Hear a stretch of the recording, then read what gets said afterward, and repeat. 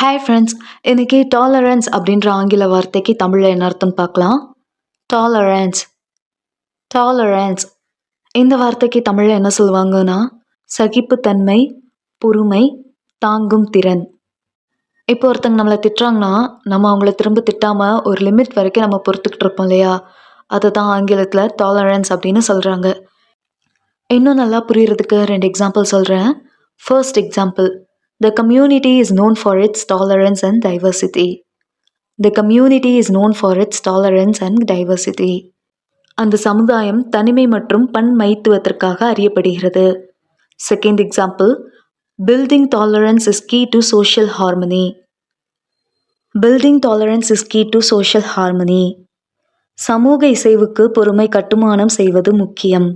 இன்னொரு வீடியோவில் வேறொரு ஆங்கில வார்த்தையை பார்க்கலாம். அது வரைக்கும் பை.